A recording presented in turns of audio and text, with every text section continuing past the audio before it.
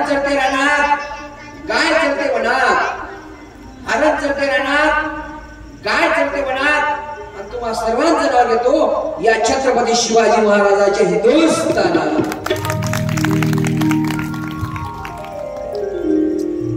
आज फार आनंद, काय सांगावं दादा, रोज आनंद येतोय. इथं बसला का आनंद काय येतोय? रोज इथून घरी गेल्यावर टीव्ही चालू केली म्हणजे माझ्या घरात टीव्ही लिहिलं बघतो, टीव्ही नकोच. चालू केली का एकच बातमी, पाकिस्तानावर हल्ला. पाकिस्तानावर हुसेन आपण हल्ला करत नाही, त्यांनी पुढे होण्या केल्या किंवा आपल्याला हल्ला करावा लागतो. तरी तो पाकिस्तान सुधारणार नाही. कारण का? जित्याची कोड मेल्याशिवाय जात नाही. मी तर म्हणतो तो पाकिस्तान नाहीये, तो पाकिस्तान आहे. काय तो? पाकिस्तान आहे. त्याचं नाव पाकिस्तानच पाहिजे. पण आता काय तो नकाशावर राहील का नाही राहील आम्हाला भरोसा नाही. तो जाणारच आहे. ज्याने चुकीचं काम केलं त्याला हिंदुस्थानाने माफच केलं नाही. बरोबर. असो, पवित्र असा परमंगल या शिववाणीचा आपण आस्वाद घेऊया आणि या ज्ञानगंगेमध्ये सर्वांनी जसं न्हावून निघावं आणि ते न्हावून निघण्यासाठी प्रत्येकाने मनाची तयारी करायची की आपण ज्ञानगंगेमध्ये आपण स्नान करतोय आणि ते स्नान आपण एका भजनाने करणार आहोत. ते भजन श्रवण करायचं आणि स्वतःचा आत्माचा जीर्णोद्धार जसा मंदिराचा होतो तसा आपल्या आत्माचा उद्धार कसा होईल ही भावना मनामध्ये ठेवा.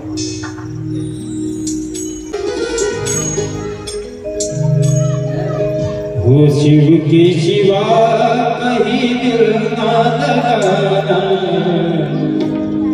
शिव के सिवा कहीं दिल ना लगाना, नहीं तो पड़ेगा तुझे आंसू बहाना, शिव के सिवा कहीं दिल ना लगाना, शिव के सिवा कहीं दिल ना लगाना.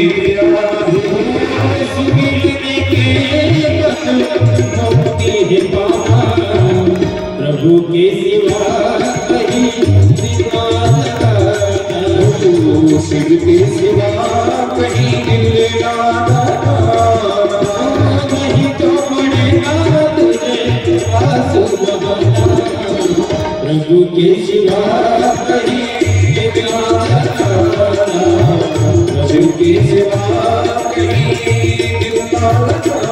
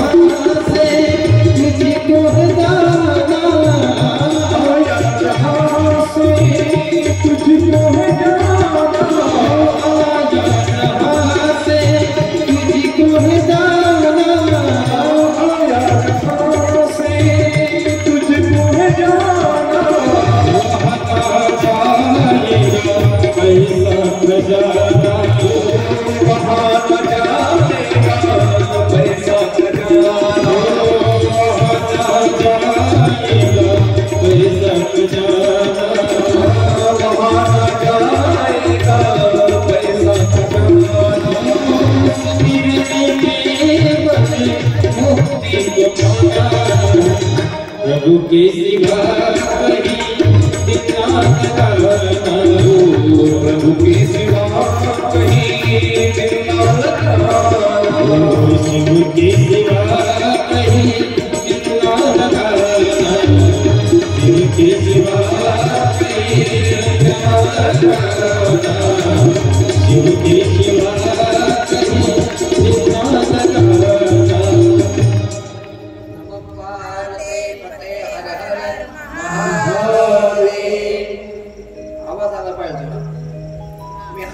मी नुसतं असं केलं का तुमच्या हात तुम्ही जरा आवाज आला पाहिजे बोला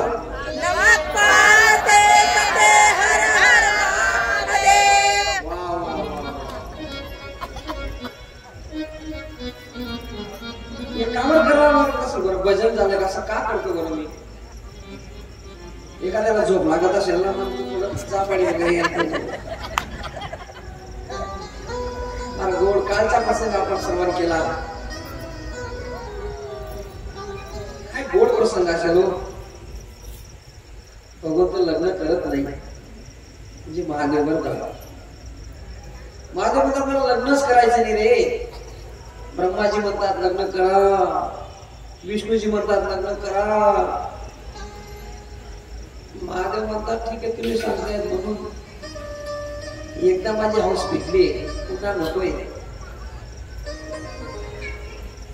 महादेव म्हणतात लग्न करतो रे बाबा पण लग्न अशाच मुलीची करणार जी मुलगी सात्विक असेल परमार्थिक असेल जिला भगवंताची आवड असेल सगळ्या अटी शर्त सगळ्या मंजूर होतात कालचा प्रसंग आपण इथपर्यंत आणलाय माता पार्वतीलाही सांगितलं जातं की भगवान शिव तुमच्याशी विवाह करणार आहे माता पार्वतीचं गोपिला व्रत माता पार्वतीचं पशुपतीनाथ व्रत हे सगळंपणे संपन्न झालेलं आहे आणि माझे भोलेनाथ लग्नासाठी तयार झाले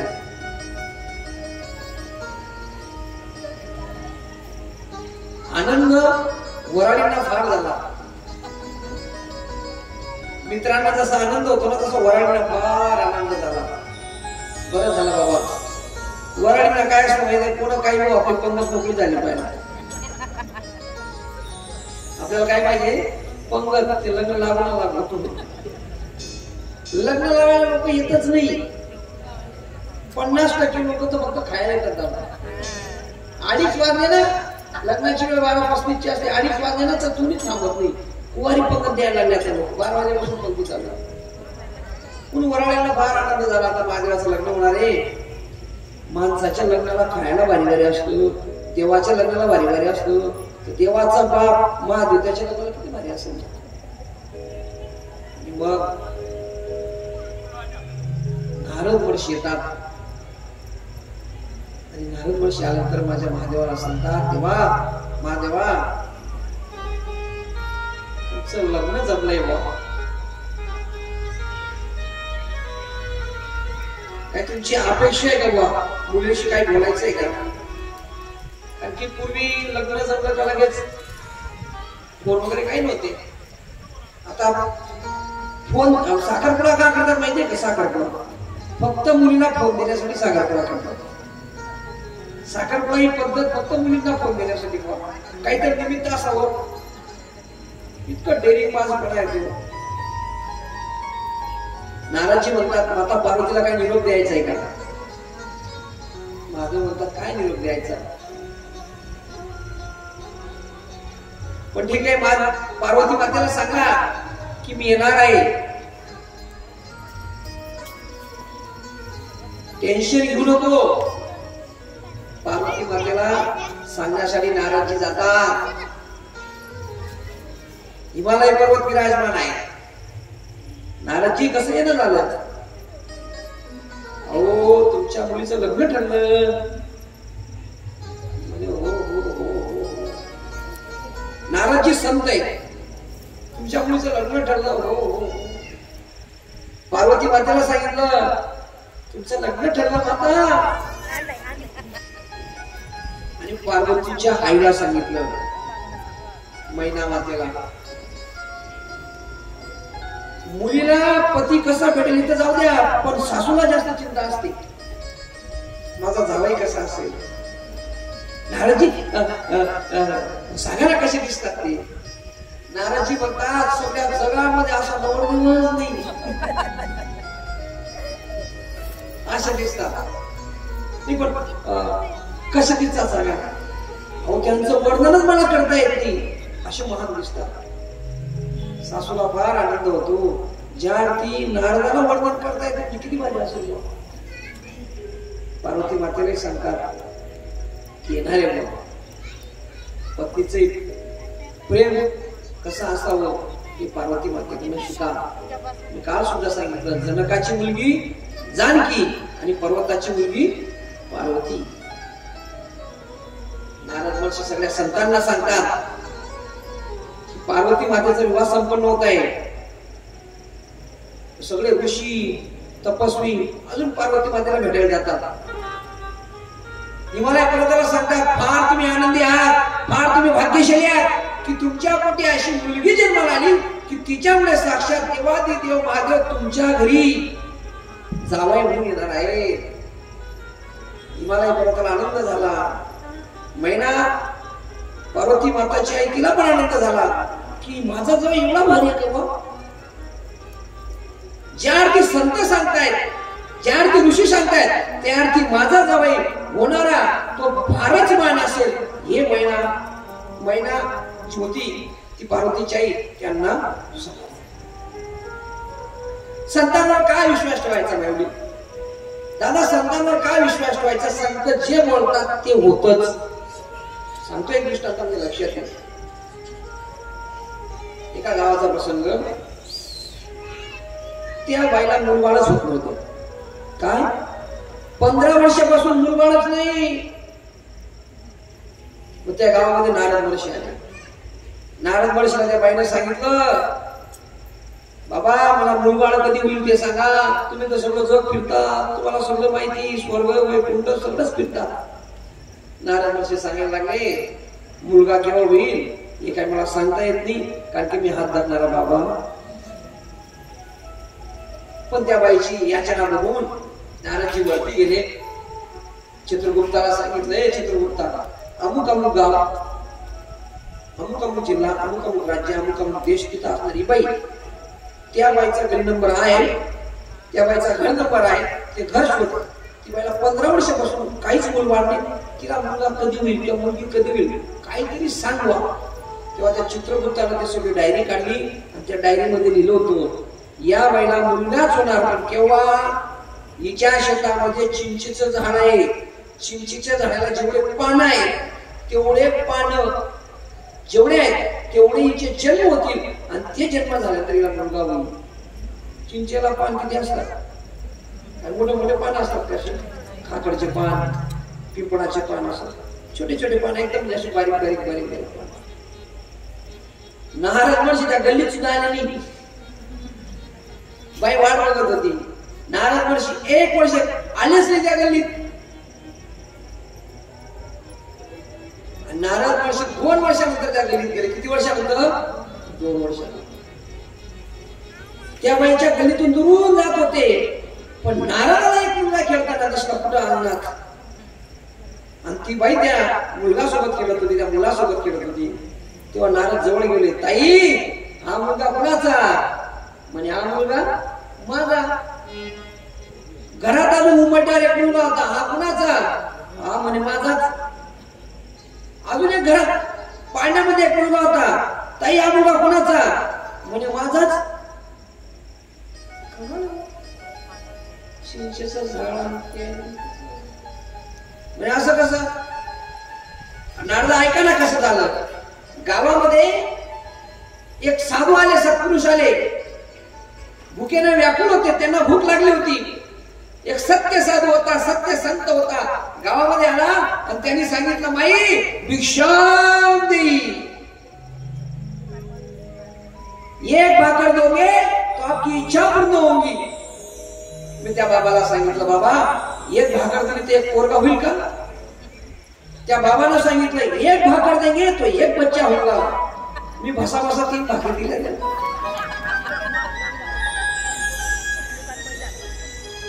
तीन पोरं झाली.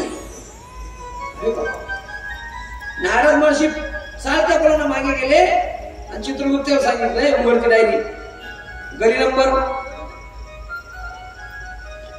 जुने थोडे ऐकले, कोणतं तरी गाव सांगितलं, ते गाव, ते राज्य, तो देश सांगितलं.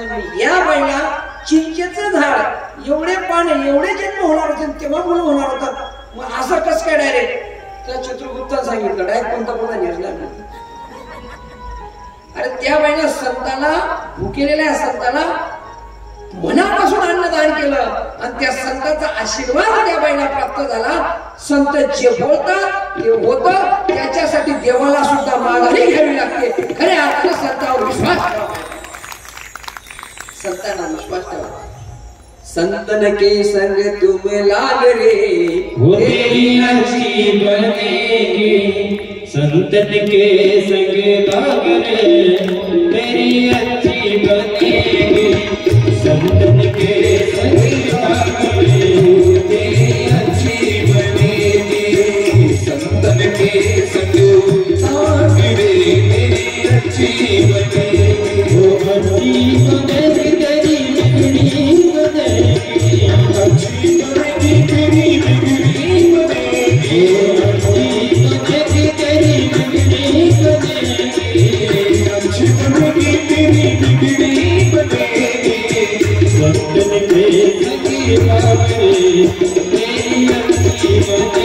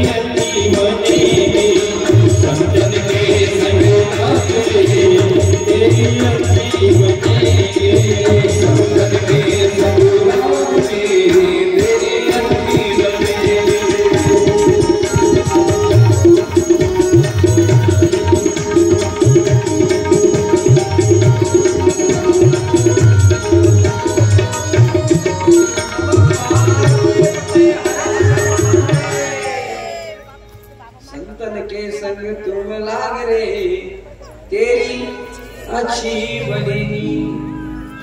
चांगलं करायचं असेल ना तर संतांसोबत राहा, चांगल्या व्यक्तींसोबत राहा. ज्ञानी से मिल जाए तो हो जाए दो बार, ज्ञानी से ज्ञानी मिल जाए तो हो जाए दो बार, गधे से गधा मिल जाए तो हो जाए दो बार. चांगल्या माणसाचा संबंध ठेवा, चांगल्या माणसांसोबत राहा, आपला उद्धार झाल्याशिवाय राहणार नाही. संतांना विश्वास ठेवा. माता पार्वती म्हणते, बाबा मेहंदी होऊन गेली, मेहंदी नवीन प्रोग्राम आलाय. मेहंदी काय प्रोग्राम येतील कथेच्या माध्यमातून विनंती करून तुम्हाला सांगतो. हा बोध घ्या, जगापुढे घ्या. हा बोध मनामध्ये ठेवा. तुम्ही माझ्या आई समान आहेत, कोणी माझ्या बहिणी समान आहेत. मनामध्ये ठेवा, बोध मनामध्ये ठेवा. पूर्वी लग्न चालायचं दादा, एक महिना चालायचं. म्हणजे मी बघितलं नाही, ऐकले. पूर्वी लग्न एक महिना चालायचं. आता एक महिना फक्त शूटिंग चालते. Shooting, pre wedding shooting. तुम्हाला खोटं वाटत असेल, जळगाव जिल्ह्यातली घटना आहे. कृषी अधिकारी बाप, गावाचं नाव सांगत नाही, कृषी अधिकाऱ्याच्या बापाची मुलगी नोकरी लागलेल्या मुलाला दिली. लग्न जमलं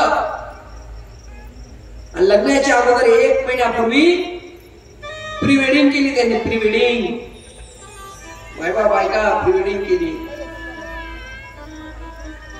प्री वेडिंग साठी चांगलं तीर्थक्षेत्र बघत नाही लोक. गोवा सारख्या ठिकाणी गेला, मुंबई सारख्या ठिकाणी गेला, पूर्णपणे प्री वेडिंग केली. होणारी पत्नी आहे माझी असं दाखवून पाहिजे नव्हतं ते सगळं केलं. आणि लग्नाच्या 5 दिवस अगोदर त्या मुलानं, त्या नालायकानं, त्या पाप्यानं बापाला फोन केला की मला तुमच्या मुलीशी लग्न करायचं नाही म्हणून. त्या पाप्यानं फोन केला. बापा ढसा रडू लागला. बाबा का रडतात? मुलीने विचारलं. अगं काही नाही ग. बाप ढसा रडतोय. ताई चूक झाली ग माझी. माझ्या आयुष्यात जे करायला नको पाहिजे ते झालं ग माझ्याकडनं. बाबा काय झालं? ज्याच्यासोबत तुझं लग्न जमवलं ना त्याने सांगितलं की मला तिच्याशी लग्न करायचं नाही म्हणून. मुलगी ढसा रडू लागली. बाबा 5 दिवसात लग्न आहे. तुम्ही ज्याच्यासोबत माझं लग्न करणार ना त्याच्यासोबत मी लग्न करायला तयार आहे. पण तुमच्या डोळ्यातले असं मला सहन होत नाही बाबा. बाबानं 5 दिवसामध्ये लग्न जमवलं.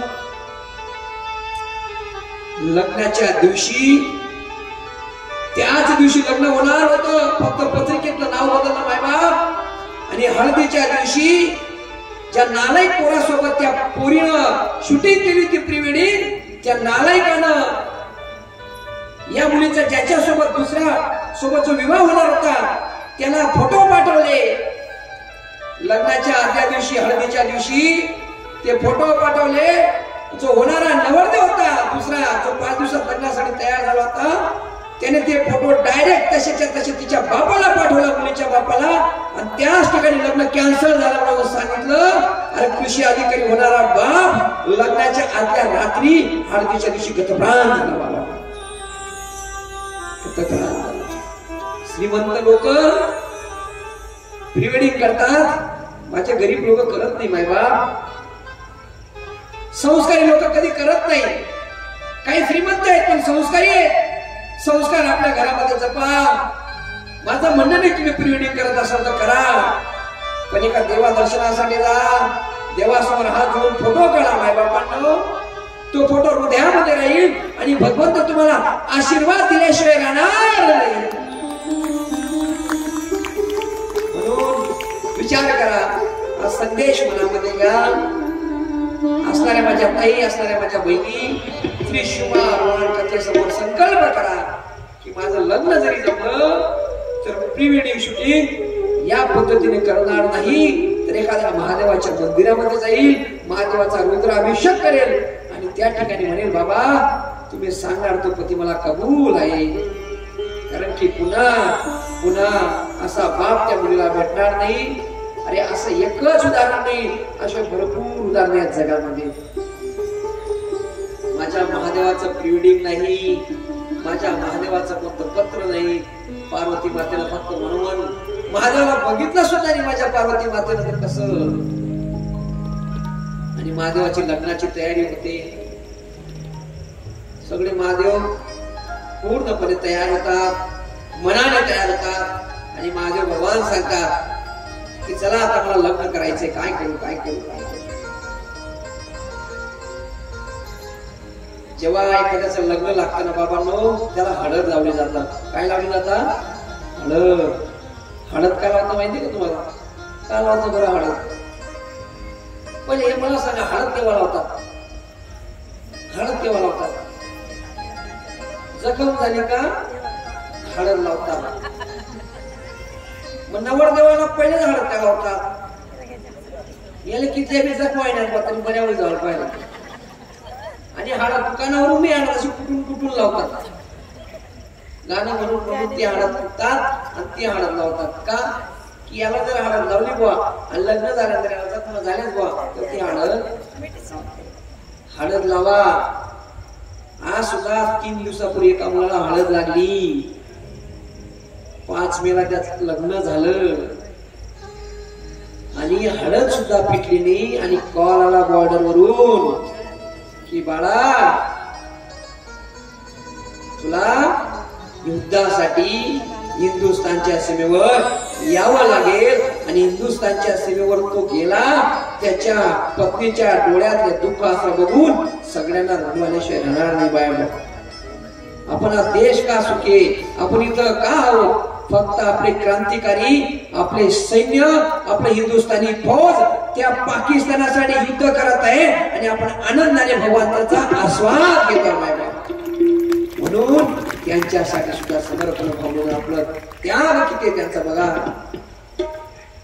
अरे जर ते जवान राहिले नसते ना माय बाप तर आपण इथं कथेला बसलो नसतो. म्हणून फार त्यांची कृपा आहे. ते जवान पाकिस्तानासोबत युद्ध करतात. ती माय धन्य असेल, ती बहीण धन्य असेल की जिने आपला भाऊ, जिने आपला मुलगा देशासाठी केला. महादेव म्हणतात ठीक आहे पण मी हळद लावणार नाही. मागच्या वेळेस मी हळद लावली तर माझा संसार झाला नाही, मी हळद नाही लावणार. मग काय लावणार? म्हणे भस्म.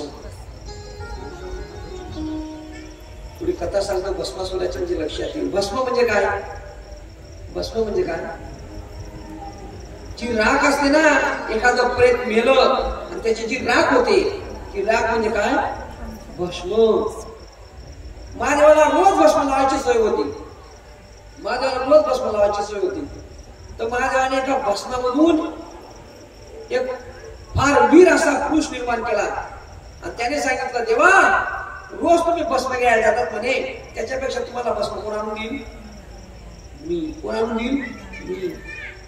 पण त्या भस्मासुराला वरदान दिलं होतं की जेव्हा तुला भस्म भेटणार नाही तेव्हा तू ज्याच्या डोक्यावर हात ठेवशील तो भस्म होईल आणि त्याची रक्षा मला आणायची. भस्मासूर कोणाच्या डोक्यावर हात ठेवला का भस्म भेटायचा. भस्मासूर काय करायचा?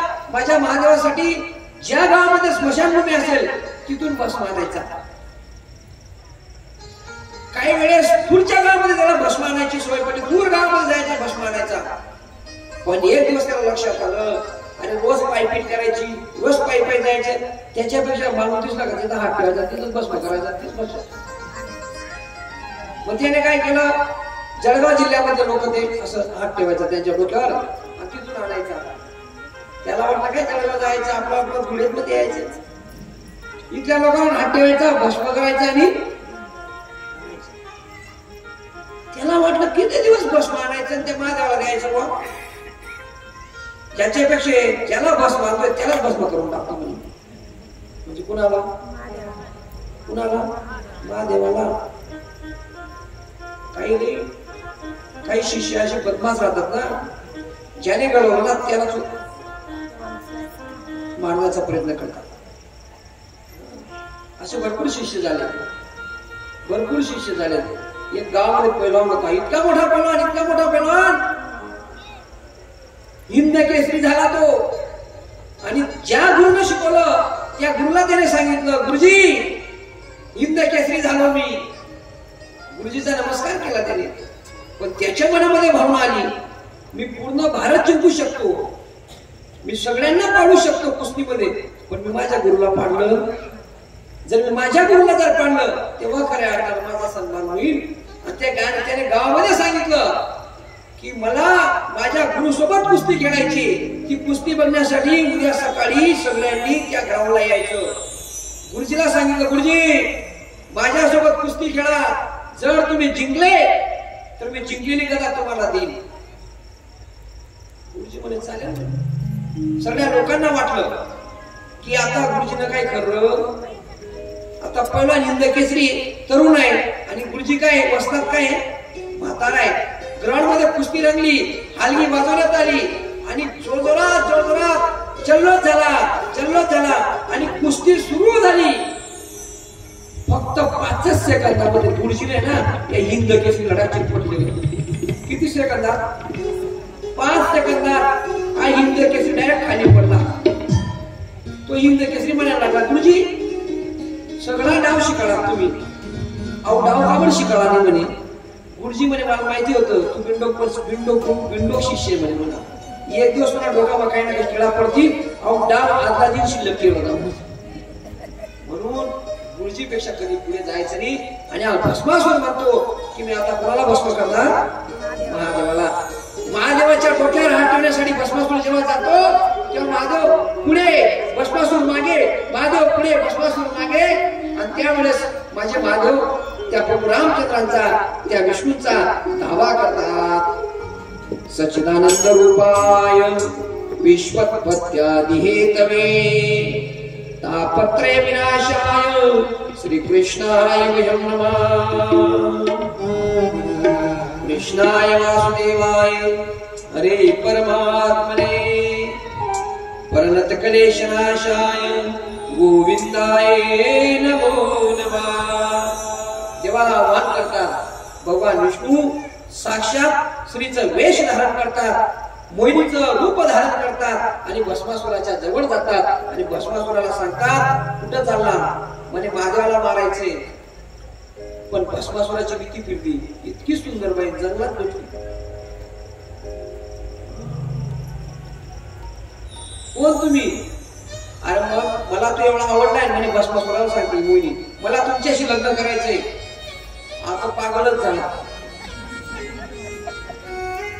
प्लास्टिकची बाई जरी बघितली ना दुकानाबाहेर इंदोरीकडचा डायलॉग येतो तरी माणसं पागल होतात. ओरिजिनल मोहिनी बघितली याने सांगितलं मला तुझ्याशी लग्न करायचंय. पण मोहिनीने सांगितलं माझ्याशी लग्न करशील पण एक डान्स माझ्यासाठी करावा लागेल. तुला काय करावं लागेल? डान्स. मी जसं नाचेल तसं तू नाचायचंय. मोहिनी म्हणते की मी जसं नाचेल ना तसं तू नाचायचंय. मग मोहिनी भगवंतानं कमरेवर हात ठेवून नाचलं, मोहिनी भगवंतानं खाली बसून नाचलं, मोहिनीनं म्हणजे भगवान विष्णूनं अशा खांद्यावर हात ठेवून नाचलं. सगळ्या पद्धतीने मोहिनी नाचते. नाचता नाचता याला 10, 15, 20 मिनिटं, अर्धा तास, 1 तास इतका पागल गेला याला. आणि शेवटी मोहिनी भगवानानं स्वतःच्या डोक्यावर हात ठेवला. तसं भस्मासूरने स्वतःच्या डोक्यावर हात ठेवला, स्वतः भस्म झाला. दोन खऱ्या अर्थानं तो भस्मासूर महादेवाला भस्म आणून देत होता. सगळे भस्म सगळ्या स्मशानातील भस्म आणलं गेलं. ती भस्म महादेवाच्या कशाला लावली गेली? अंगाला लावली गेली. महादेव पूर्ण आनंद आहे. सगळे लोक म्हणायला लागले महादेवा आता गळ्यामध्ये माळा पाहिजे ना तुला. कशाच्या माळा पाहिजे? मग सोन्याच्या, चांदीच्या, हिऱ्याच्या? नाही नाही नाही नाही. जेवढे प्रेत आहेत ना, जेवढे भूत आहेत त्यांचे मुडके असतील ना त्याच्या माळा माझ्या गळ्यामध्ये आल्या. सगळ्या त्या माळा त्याच्या गळ्यामध्ये आल्या. एवढंच नाही, महादेवाला विचारलं देवा तुमच्या डोक्यामध्ये टोप घालायचा मला टोप. जसा मला आज फेटा बांधलाय. हा फेटा मी कायम सांगतो आपल्या धुळे जिल्ह्याचं वैभव, आपल्या खानदेशाचं आणि तर महाराष्ट्राचं वैभव. दिल्लीला सुद्धा जर फेटा बांधायचा असेल तर राजेंद्र भाऊसार फेटेवाल्यांना बोलवण्यात येतं. ते राजेंद्र भाऊसार फेटे माझ्या प्रत्येक कथेला स्वतः फेटा बांधून देतात. मला मायबाप खऱ्या अर्थानं भगवंत त्यांच्या जीवनामध्ये सुद्धा आनंदही आनंद देतो. कसं महादेवाला सांगितलं तुम्ही फेटा बांधा. महादेव म्हणाले फेटा काय मी जटात बांधस म्हणून. महादेवाने सगळ्या जटावर जटा ठेवल्या. गळ्यामध्ये माळा संपल्या होत्या. महादेवाने जे साप असतील ना ते साप माझ्या गळ्यामध्ये टाकले. महादेवाच्या गळ्यामध्ये काय? सगळे सापांच्या माळा. महादेवाने कपडे, मी तर कपडे घालतच नाही बाबा. 8 दिवस तरी कपडा घाला मला लग्नाच्या दिवशी. माझ्या भोलेनाथानं व्याघ्रांवर परिधान केलं. वाघाचे जे कातडी असतात ते परिधान केलं. माझं पूर्णपणे नटून थटून पूर्णपणे तयारीत आहे. आणि त्यावेळेस खऱ्या अर्थानं माझं म्हणायला लागलं मी एकटा जाणार नाही, माझ्यासोबत वराडी सुद्धा पाहिजे. माझं सगळ्यांना आमंत्रण केलं. वराडी कोण? देव म्हणे बापरे तुझं रूप बघून रामी जर आला ना मला लोक मारतील म्हणे. मग महादेवाला वराडी म्हणून जेवढे जेवढे भूत होते, जेवढे जेवढे प्रेत होते सगळ्यांनी महादेवांना महादेवाने आव्हान केलं आणि सगळे भूत प्रेत तिथं त्या ठिकाणी आले. कुणासोबत? महादेवासोबत. मी पहिल्यांदाच सांगितलंय, जे कुणाला चालत नाही ते महादेवाला अर्पण करतो आपण. या भूत प्रेत आपल्या लग्नात आले, आपण लग्न करतो का? अरे अंत्ययात्रा म्हणून जर कोण आला असेल ना तरी त्याला आपण दूर ठेवतोय, यांना सुद्धा केला दूर ठेवा. पण महादेव असते ज्याचा कोणी स्वीकार करत नाही त्याचा महादेव स्वीकार करतात. मी पहिल्या दिवशी सुद्धा सांगितलं, एखाद्या देवाला जर तुम्ही नारळ फेडलं, नारळ फोडलं, ते चांगलं निघालं तर देवाला पावतं. ते तुम्ही विष्णू भगवंताला जर नारळ फोडलं चांगलं निघालं तर देवाला पावतं. महादेवाला नारळ फोडलं ते चांगलं निघालं तर ते महादेवाला पावत नाही. जर नारळ खवट निघालं तर महादेवाला पावतं. खवट नारळ महादेवाला काय चालतं? धतुरा चालतो. म्हणजे जी गोष्ट कुणालाच चालत नाही ती महादेवाला चालते. महादेवाच्या समर्पित भावना फक्त भावना असली पाहिजे. तुमच्या जीवनामध्ये तुम्ही भावना ठेवा, तुमच्या हृदयस्थ भावना ठेवा. तुमची संकल्पना पूर्ण झाल्याशिवाय राहणार नाही. बाबा 2 वर्षापूर्वी माझी कथा झाली नकाने रोड्या परिसरात. सत्य परिस्थिती सांगतो. 7 दिवस कथा चालली. ज्या पद्धतीने या ठिकाणी आबा माऊली माळी यांनी कथा आयोजन केली सगळ्या भक्तगणांच्या परिवारासोबत, तसं त्या ठिकाणी आमचे सचिनजी जाधव सर यांनी कथा आयोजित केली होती. लोकांना सुद्धा माहिती नाही कथा ठेवणार कोणी बसून. आणि त्या कथेसाठी ज्यांच्या संकल्पनेनं, ज्या आजीच्या संकल्पनेने मंदिर निर्माण झाले, त्या आजी त्या ठिकाणी कथा ऐकण्यासाठी आल्या होत्या, आमच्या रुक्मा आजी. आणि त्या रुक्मा आजीनं त्या दिवशी संकल्प केला होता आबा माऊलींना की एक ना एक दिवस आपण सुद्धा या महाराजांची कथा आपला मंदिर पाठवू सुद्धा. पण कोणता योग नाही, कोणतंही कारण नाही, काही नसताना माझ्यासारख्या पामराच्या वाटेला ही सेवा करण्याची संधी मी तर म्हणतो कुणी इथं बसल्यापैकी कुणीच नाही केली. त्या माऊलीच्या आत्म्याने समर्पण भावनेनं इथं आत्मा भुकळत असेल आणि माऊलीनं सांगितलं असेल की ही कथा झाली पाहिजे आणि त्याच महाराजाची झाली पाहिजे आणि माझा आत्मा मोक्ष प्राप्तीला गेला पाहिजे म्हणून ती व्हायची इच्छा आहे, ती आजीची इच्छा आहे. बघा जीवनामध्ये जी इच्छा असते पूर्ण होते. फक्त निमित्त आपण असतो, निमित्त आपण कारण असतो. म्हणून जीवनामध्ये जेही होतं ते चांगलं होतं. जो हुआ वो अच्छा हुआ, जो हो रहा है वो भी अच्छा हो रहा है और जो होगा वो भी अच्छा होगा. गीतेनं सांगितलंय कर्मण्यवादी कारस्ते मा फलेषु कदाचन, कर्म करत राहा, फळाची अपेक्षा ठेवू नका. तसं महादेव पूर्णपणे सजले. ऐका आता फार गोड प्रसंग. महादेवाच्या लग्नाला सगळे देवता येत आहेत. इंद्रदेव, पवनदेव, वायुदेव, वरुण देव सगळे देव येत आहेत, भूत येत आहेत, प्रेत येत आहेत. इतकी इतकी इतकी इतकी संख्या तिथे आली. सगळे स्वर्गातले लोक फुलं टाकतायत आणि महादेव बसले. कशावर बसले महादेव? घोड्यावर बसले, नंदीवर. महादेव कशावर बसले? वा वा काय नंदी आणि महादेव नंदीवर बसले. त्यांच्याकडे साऊंड मध्ये सगळे आवाज आहेत आणि साऊंड देणारे किरण दादा बरोबर त्यांचं काय जजमेंट होते त्यांना माहिती. आणि नंदीवर माझे महादेव बसलेले आहेत. आणि महादेवाने विचार केला आता लग्नाला जातोय, माझे वराडी सगळे वराडी सोबत घेतलेले माय बाप आणि सगळे वराडी पूर्णपणे तयारीशी. पुढे प्रेत, भूत, महादेव आणि सगळ्यात शेवटी देव. देव काय करतात माहितीये का? भांडण लावायचं काम करतात. आता हे लग्न महादेवाला करायचं होतं का देवांना करून घ्यायचं होतं? देवांना करून घ्यायचं होतं. का बरं करायचं होतं लग्न महादेवाचं? बोला ना. महादेवाचं लग्न का बरं करायचं होतं सांगा? वा वा वा. आबा माऊली धन्यवाद. ज्यांना राक्षसांचा त्रास होता, कुणाचा तारकासूर मेला पाहिजे म्हणून महादेवाने लग्न केलं पाहिजे. कारण की तारकासूरला महादेवाचंच वरदान होतं. तारकासूर म्हणायला लागला मी कुणाच्या हातून मरायला नाही पाहिजे. तारकासूर म्हणायला लागले तुला एकाच्या हातून तरी मरण घ्यावं लागेल. म्हणे कोण? महादेवाचा. म्हणजे माझाच मुलगा तुझा वध करेल. पण महादेव म्हणे मी लग्नच करावं नाही म्हणून तू मरणारच नाही. म्हणून तारकासूर एवढा मागला होता. महादेव लग्नच करणार नाही आणि म्हणून तारकासूर एवढा मागला होता. तारकासूरने सांगितलं होतं की मी आता जगामध्ये अमर आहे. पण या जगामध्ये कोणीच अमर नाही बाबा. अमरचा पाटा कोणीच बांधलेला नाही. अमरचा पाटा बांधणाऱ्या जगामध्ये निर्माण झालाच नाही. फक्त अमरत्व अमृत्व ज्यांच्या जीवनामध्ये असे अमरत्व प्राप्त करणारे फक्त हनुमंतेश्वर भगवान श्री महादेव श्री शिवमापुराण कथा वाणीचा वाचक आहे. ज्यांनी कथा आपल्या मुखारविद्येतून प्रकट केली असे श्री महादेवच फक्त खऱ्या अर्थानं अमर अमृतमय आणि खऱ्या अर्थानं ज्ञानमय आहे. सगळ्या पद्धतीने देवता म्हणतात की चला आता लग्नाला आपण जाऊया सोबत. फार गोड प्रसंग आहे. वराड निघालेले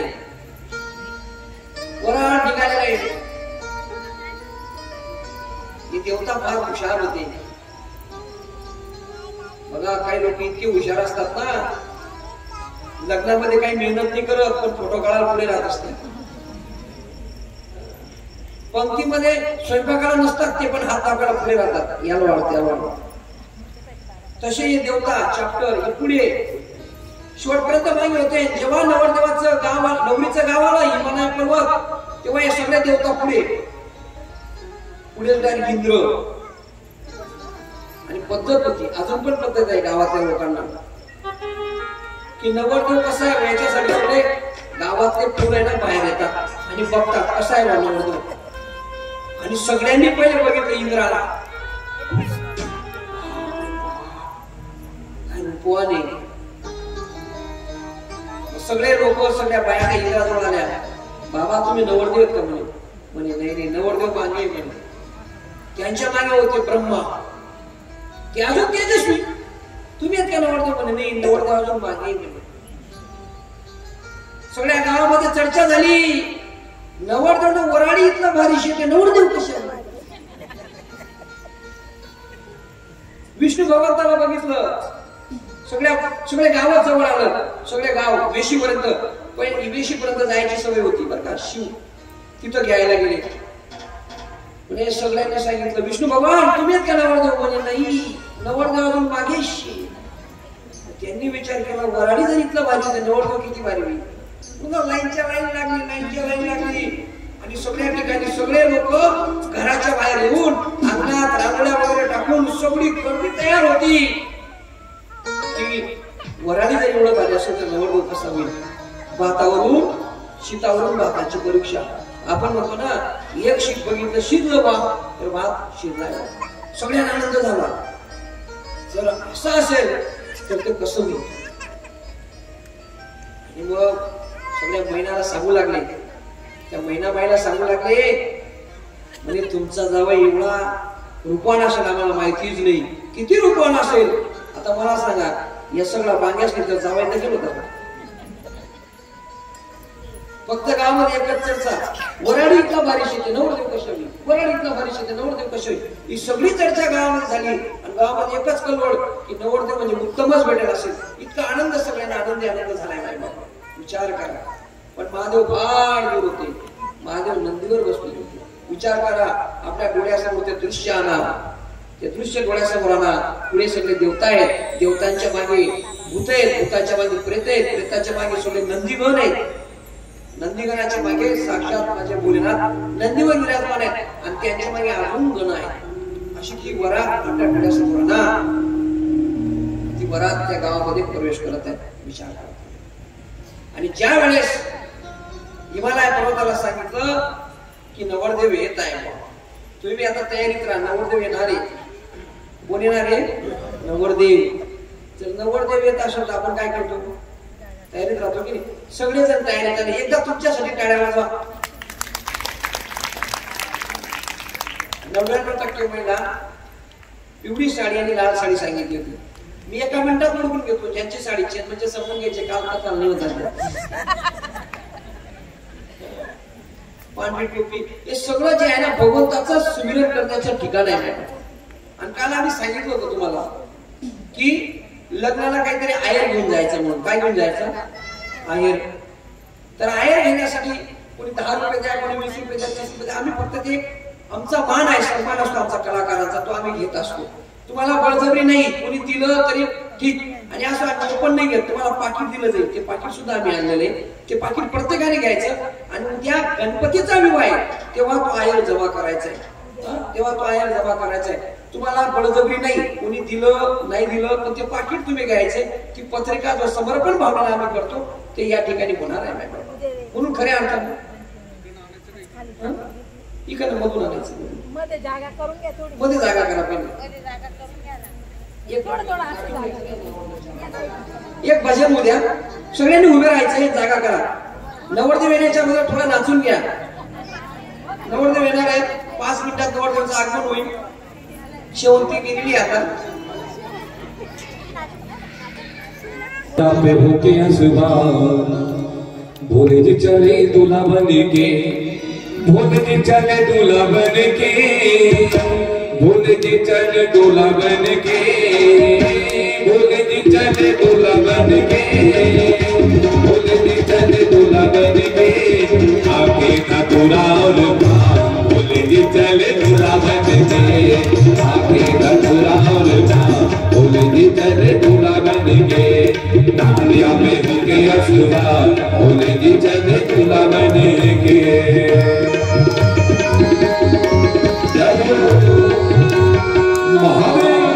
फक्त टाळ्या वगैरे नाचा ना.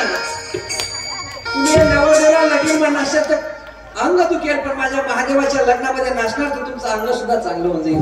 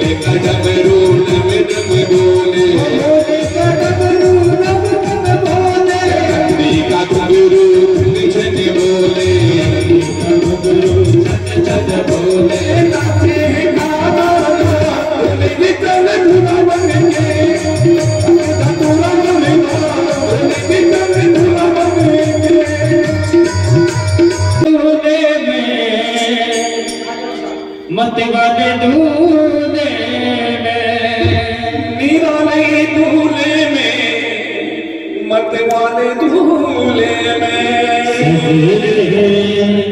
अरे सजे रहे भोले बाबा तेरा दूल्हे, वो सजे रहे भोले बाबा तेरा दूल्हे में.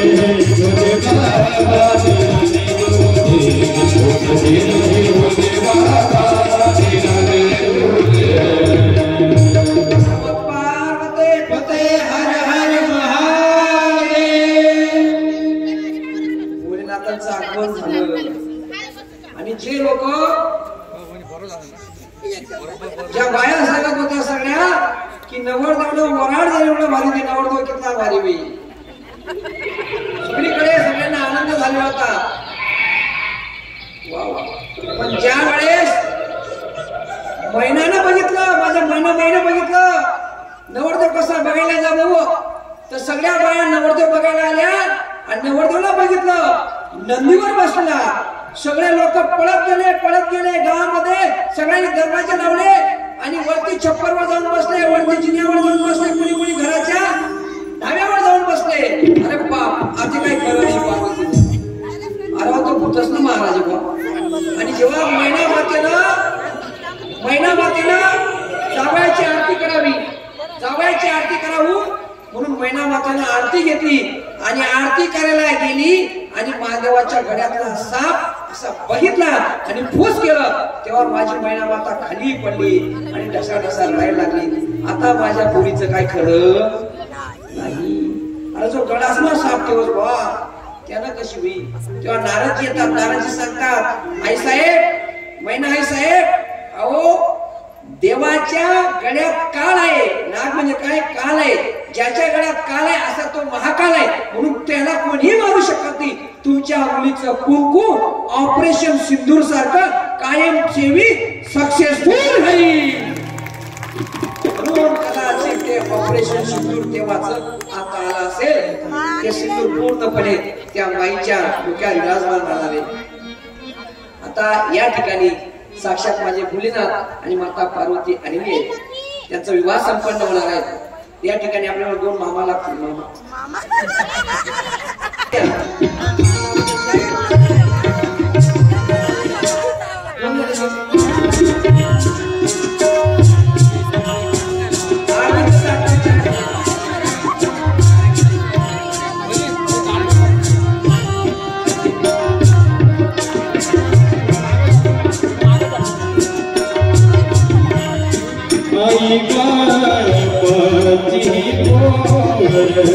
सजन